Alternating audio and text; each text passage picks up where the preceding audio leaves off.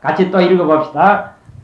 다음 어떤가는 마음이란 강대한 마음에 의하여 중생을 제도하되 임시 적당히 끝내는 것이 아니고 모두가 끝까지 무여열반에 들게 하리라 하는 것이다.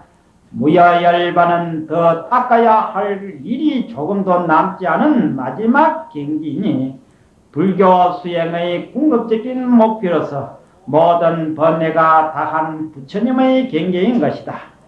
열반은 범의 음역이니 멸도 또는 원적이라 번역하며 모든 번뇌가 다 사라진 경지를 말한다. 이러한 경지에 한두 사람이 아니라 12류 중생이 몽땅 이르게 하리라 해야 한다. 여기에 이제 광대심이 되는 겁니다.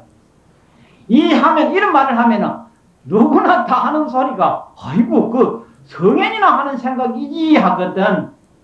그 마음이 들어가면은 참 죽어도 법은 못 고쳐. 왜냐하면은 이 마음이라야만이 바로 중심이 되는 겁니다. 마음을 바로 잡을 수가 있어요. 이 마음을 먹지 아니하면은 사물을 보는 마음이 전부 다 삐뚤어지게 마련이고 또한 생각도 삐뚤어집니다.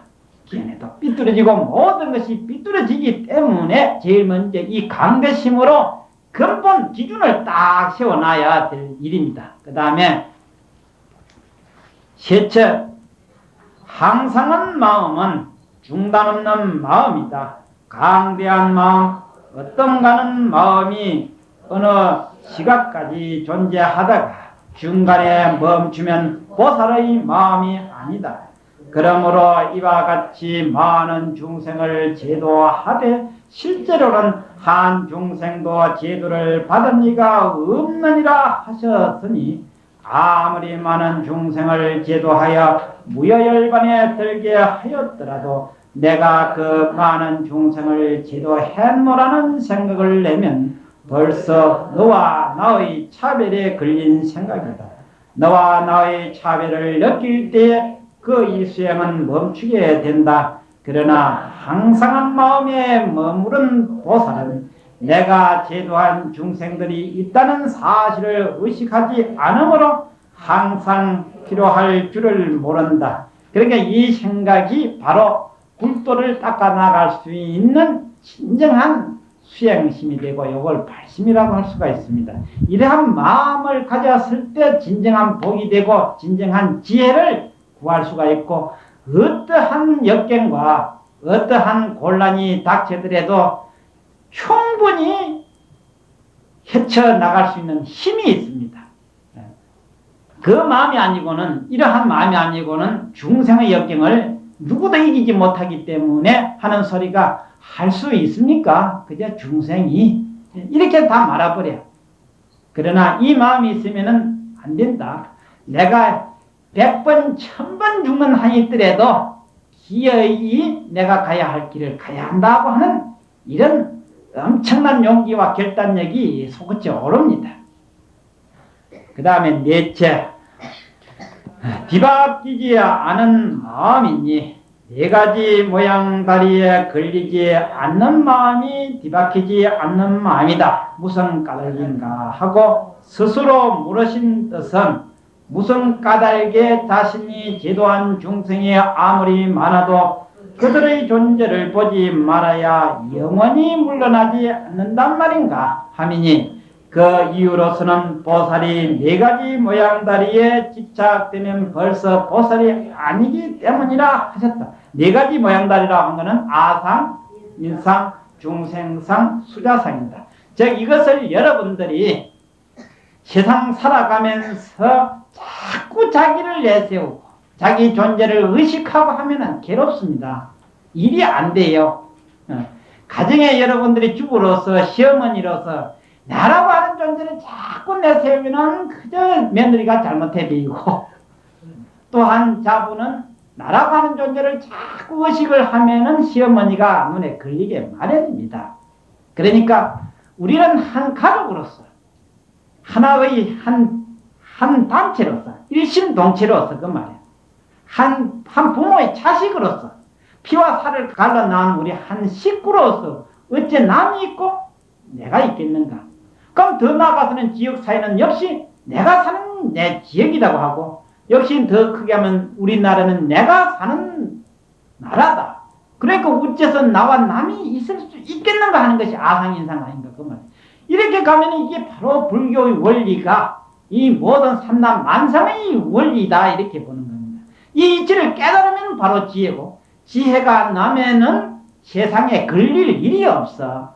항상 웃으면서 살 수가 있고 항상 복된 생활만 하는 것이지 나쁜 죄 지을 일이 절대로 있을 수가 없습니다. 그러니 불교를 모르면은 이 세상 원리를 몰라. 자기 마음만 극락 갈 것 같고 자기 마음만 천당 갈 뿐이지 실제는 못 가, 안 가. 갈 것 같으면요 그 무슨 걱정이나 하겠어. 그러니까 전부 다 중생이 지 생각일 뿐이지 아무 되는 것은 없어요. 근데 회사 수계 살릴 때 한 1000여 명 모여 앉았기를 물어가 비례가 뭐 복 받았냐 하니까 아무도 없다가대 그 소리를 하긴 하대. 그런데도 멍청한 것들이 날마다 앉아서 빌고 앉아가지고 뭐 들기라고. 그러니 그게 무슨 사람 취급을 해줄 택이나 있나. 만날 봐도 아이고 저 버러지 같은 게 그렇지. 그래 옛날 고봉선사는 그런 인간 천천만만을 뭐 밟아 죽인데 무슨 죄될 기나 있느냐 그 말이야. 참 무지렁이 버러지 같은 그 인생 그게 무슨 사람이라고. 그러니까 좀 불쌍한 줄 알고 창피한 줄 알고 그래 해야만이 이 불법을 배울 수 있는 것이지. 지도 사람이라고 뭐 바짝 세우고 상이나 부리면은 불법은 절대로 귀에 들어오지를 않습니다. 그래서 항상 생각이 아이고 참 창피해라. 내가 맨날 이러고만 다급다생을 살아왔구나 하고 뭐 잘날 게 뭐 있어. 부처님의 그 공덕성에가 비하면 창피해서 얼굴을 들고 딸 수도 없는데 그래도 잘났다고 온 천지를 쏟아더니 지 꼴 구경시키러 다닌 것이지 뭐 구경은 뭐 구경이야. 그래야 우리가 바로 알고 보면은 그렇게 한심한 짓만 하는 게 중생이라고 하는 것을 꼭 아셔야 됩니다. 그래서 여기에 바로 모든 만법의 원리, 근원을 딱 공식을 부처님이 딱 세웠던 거라. 이게 사상을 내면은 중생심이고 여기에 금강경에 말하는 네 가지 제일 처음에 뭡니까? 광대심. 일체 중생을 내가 몽땅 다 제도하겠다. 하지만은 중생을 제도하되 무여열반, 더 닦을 것 없고 더 배울 것 없고 더 갈 데 없는 경계까지 내가 다 이르게 하도록 하겠다고 하는 게 제1심. 그 다음에 잠깐 하다가 그만두는 것이 아니라 중생이 없을 때까지 내가 제도하겠다고 하는 것이 항상 하는 마음이고, 네 번째 마음은 내가 그 많은 중생을 제도하고 좋은 공덕을 쌓았을 때 내가 하나도 했다고 하는 생각을 가지지 아니한 것이 절대로 전도되지 않은 생각이다. 이 네 가지가 이 건강이라고 하는 것은 지혜를 말하는 것이고 또한 현물로 말해서는 절대로 파괴되지 않은 것을 건강이라고 그렇게 말합니다. 이 건강을 가질 수 있는 사람은 제석천왕 정도의 복을 가져야만이 건강을 가질 수가 있습니다.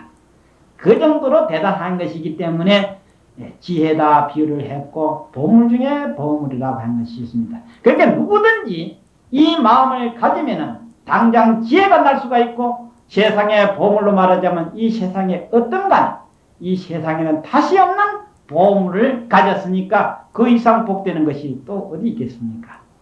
그러니 이게 바로 진정한 복이지. 세상의 복은 여러분들 요즘 간혹 그런 얘기를 많이 듣고 있습니다. 어떤 처사는 그저 보살이 절에 갔다 와서 좋은 말 하면은 그런가 하다가 또 다음날 보면 제자로 돌아가 버려. 그러면서 하는 소리가 오직 세상에 살면은 돈이 있어야 되고 재산이 있어야 되고 명예가 있어야 된다는 요것만 확 집착을 해가지고 다시 놀 생각을 안 해. 그래서 일을 어쩔까요 하길래 그럼 가서 영감님한테 죽을 적에 그 권리 가지고 가고 죽을 적에 명예 가지고 가고 죽을 적에 그 재산 짊어지고 가는가 한번 물어보라 했더니 뒤에 가서 물어봤더니 그게 누가 가지고 가더래. 그래서 그거 한번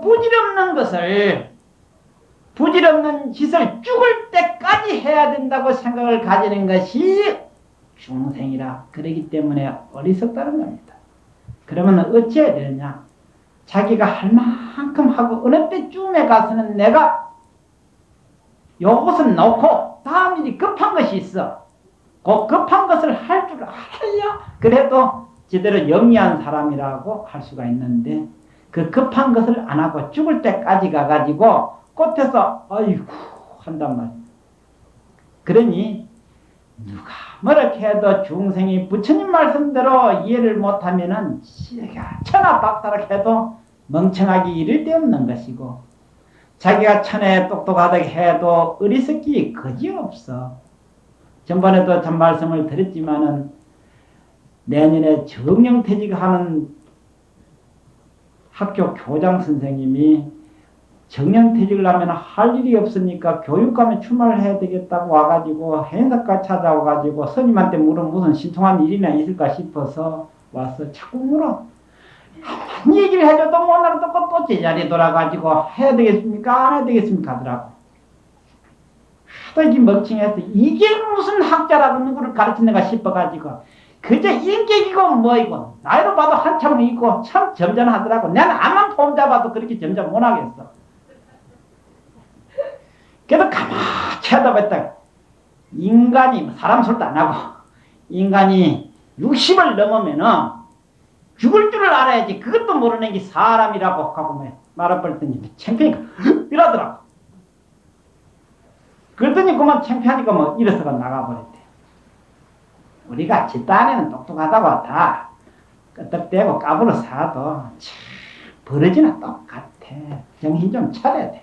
그러니까 이 건강경 정도는 이해를 해야만이 사람 대접받고 다음에 태어나도 인신을 잃지 않는다고 해서 사람 몸을 잃지 않는다라고 그렇게 했어요.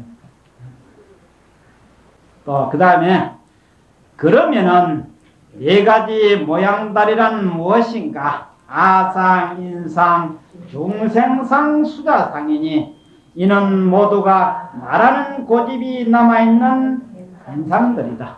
첫째, 아상이는 나가 있다는 고집이니 우리들의 몸과 마음은 5가지 쌓임 즉 오의 임시 집합체일 뿐이요 실제가 없건날 실제로 있다고 생각하는 것이 우리 인간들에게 공통된 변태이다. 그래서 이 반야신경, 무슨 반야신경이 하면 복될 줄 알고 정신 나간 짓 하지 말고 온 개공하면은 뭐예요? 또 일체 고액이라. 이 4대 육신이 그저 봄날에 날 따뜻할 적에 아지랑이가 아롱아롱 하다가 한낮 때면 그것도 부서져 버려. 무지개 흙 같아. 그런 줄 알아라. 그러면 온이 다 허망한 줄 알 것 같으네. 인간의 모든 집착과 고집을 버리기 위해 모든 고액이랑 고통되는 모든 원인을 넘어 건너뛸 수가 있다 그 말이야. 그래갖고 모르니까 뒤에 사리자야 다시 불러가 부처님이 또 다시 설명을 하려고 한 거라.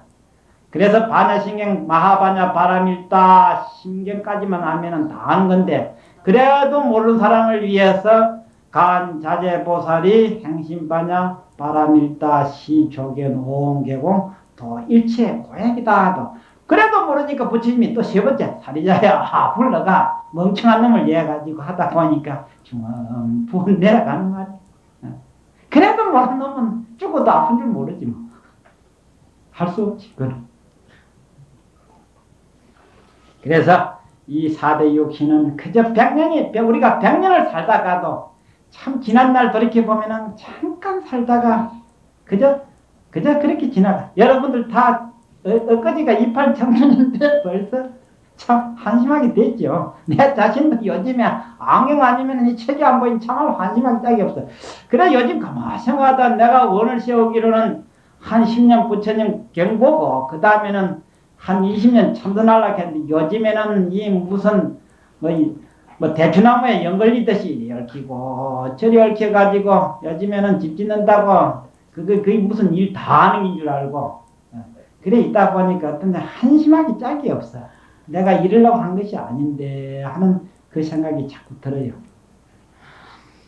둘째, 인상이란 나는 사람이요 축생이나 귀신이 아니다. 나는 지금의 이 몸으로 장차 인연 따라 육체에 왕래하게 될 것이다 하는 막연한 고집이다. 실체 중생이란 나는 온의 묻 인연에 의하여 살아가는 존재라는 고집이니 나에게는 괴로움이나 즐거움 따위가 끊임없이 닥치 온다고 생각하는 상태입니다. 내체 수자상이란 나는 일정한 기간 동안은 살아있게 되리라는 막연한 고집이니 속담에 하루 죽을 줄 모르고 천년 살 줄만 안다는 예와 같다. 이상의 네 가지는 비록 넷이 있으나 결국 나가 있다는 생각 하나로 공통되나니 나가 있다고 생각할 때 너를 의식하게 되고 너와 절대한 참 이치는 보지 못하고 뒤바뀐 생각에 빠지게 된다. 이와 같이 뒤바뀐 생각에 빠진 이를 어찌 보살이라 하겠는가? 그러므로 보살은 모든 일에 앞서 먼저 나를 비워야 되나니 나를 비우지 않고는 비록 만행을 두루 닦아도 모두가 악마의 짓이라 한 옛 어른의 말씀도 있다. 여기에 만행은 축소해서 육바라밀로 그렇게 이름이 된 겁니다. 이것이 이제 지난번에 이제 쭉 그 설한 경이고 그 밑에 이제 조금 있는데 이것을 내가 다시 이제 더 설명을 해드리겠습니다.